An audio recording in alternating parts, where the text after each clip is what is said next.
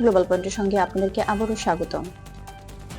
বিশ্ব রাজনীতি ও আন্তর্জাতিক অঙ্গনের গুরুত্বপূর্ণ ও যাচাইকৃত সব আপডেট পেতে আমাদের চ্যানেলটি সাবস্ক্রাইব করতে ভুলবেন না। তাইওয়ান প্রণালীকে ঘিরে সাম্প্রতিক সময়ে আন্তর্জাতিক অঙ্গনে আলোচনা বেড়েছে। চীন সোমবার তাইওয়ানকে কেন্দ্র করে একটি বড় পরিসরের সামরিক মহড়া শুরু করেছে বলে আন্তর্জাতিক সংবাদ মাধ্যমগুলো জানিয়েছে। চীনা কর্তৃপক্ষ এই মহড়ার নাম দিয়েছে জাস্টিন মিশন 2025। বেজিং এর ভাষ্য অনুযায়ী এই নিয়ে নিয়মিত প্রস্তুতিমূলক অনুশীলনের অংশ। রয়টার্স, বিবিসি এবং অ্যাসোসিয়েটেড প্রেসের প্রতিবেদনে বলা হয়েছে, এই মহড়া নৌ, আকাশ এবং স্থলভিত্তিক বিভিন্ন ইউনিট অংশ নিয়েছে। চীন দাবি করছে এসব কার্যক্রম তাদের নিজস্ব নিরাপত্তা প্রস্তুতি ও সক্ষমতা যাচাইয়ের জন্য পরিচালিত হচ্ছে। তবে তাইওয়ান প্রণালীর আশেপাশে এমন তৎপরতা স্বাভাবিকভাবেই আঞ্চলিক পরিস্থিতি নিয়ে আন্তর্জাতিক পর্যবেক্ষকদের দৃষ্টি আকর্ষণ করছে। এই মহড়ার মাধ্যমে বেইজিং একটি স্পষ্ট বার্তা দিতে চেয়েছে, তবে বিশ্লেষকদের মতে এই ধরনের মহড়া নতুন কিছু নয়। চীন আগেও একাধিকবার তাইওয়ানের আশেপাশে অনুরূপ অনুশীলন চালিয়েছে। অনেক বিশেষজ্ঞ মনে করছেন এগুলো মূলত দীর্ঘদিন ধরেই চলমান নিরাপত্তা প্রস্তুতির ধারাবাহিক অংশ। এই প্রেক্ষাপটে যুক্তরাষ্ট্র ও তাইওয়ানের সম্পর্ক নিয়েও আলোচনা সামনে আসছে।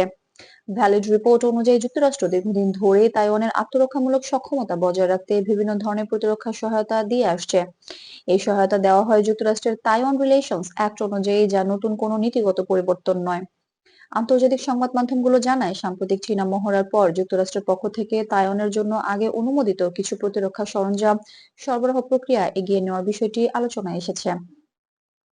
ওয়াশিংটন সাধারণত এসব পদক্ষেপকে সরাসরি প্রতিক্রিয়া হিসেবে নয়, বরং দীর্ঘদিনের নীতির ধারাবাহিকতা হিসেবে ব্যাখ্যা করছে। এশিয়া প্যাসিফিক অঞ্চল নিয়ে কাজ করা গবেষণা সংস্থাগুলো বলছে, তাইওয়ান প্রণালীর পরিস্থিতি শুধু আঞ্চলিক নয়, বৈশ্বিক বাণিজ্য ও যোগাযোগ ব্যবস্থার জন্য গুরুত্বপূর্ণ। সে কারণে যুক্তরাষ্ট্র, ইউরোপ এবং এশিয়ার বিভিন্ন দেশ বিষয়টি সতর্কভাবে পর্যবেক্ষণ করছে। তবে বিশেষজ্ঞরা এটাও স্পষ্ট করে বলছেন, বর্তমান পরিস্থিতিকে তাৎক্ষণিক কোনো বড় অস্থিরতার দিকে যাচ্ছে বলে ধরে নেওয়ার মতো কোনো তথ্য এখনো নেই।